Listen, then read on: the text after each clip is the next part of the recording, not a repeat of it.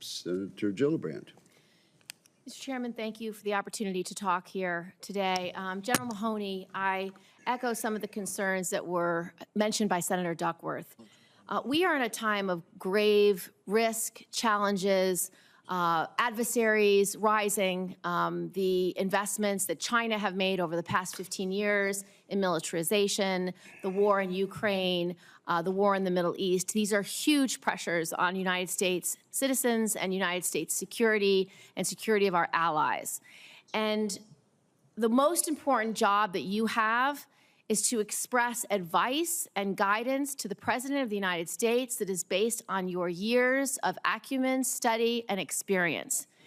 And we need you to understand that you could be the difference between an action that is harmful and an action that is helpful based on your years of experience. And so my fundamental question to you is, are you prepared to stand in the breach of a terrible decision and the right decision for the national security and for the United States? The direct answer, Senator, is yes. Two sub-bullets. I commit to you to adhere to the oath that I took as a second lieutenant, and then I've repeated right up until 4-star. And the second point is, if there is divergence from that oath, I will speak out. Thank you. Thank you very much, General. This is the most important job you will ever do in your career, and the responsibility on your shoulders is significant. So we, as the Senate, as the Armed Services Committee, will be trusting in you to give us unfiltered advice, to give the President of the United States unfiltered advice, and to not stand down when opposed by people in the administration who disagree with you. You must stand forthrightly and always give the right advice. I commit to that, Senator. Thank you very much.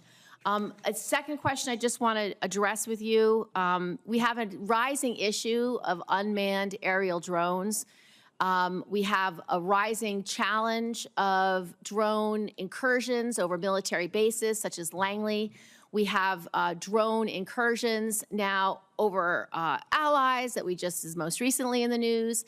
We need a policy with regard to our own national security about how we are going to use drone technology, how we are going to defend against drone technology.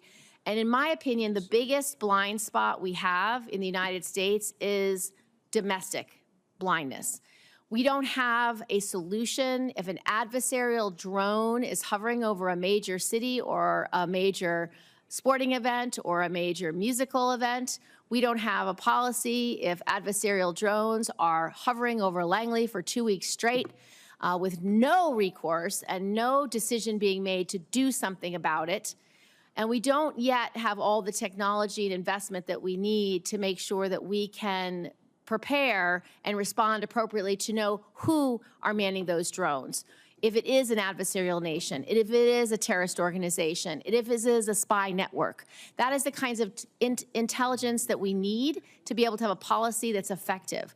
I would like your commitment that you will work with this committee on a very robust drone policy about how to keep civilians safe over large gatherings such as sporting events and concerts, as well as our men and women who serve in the armed services when they are hovering over our important intelligence sites, important military sites, important equipment sites. I need to have that commitment that you will take this as seriously as the proliferation of war that it could well be.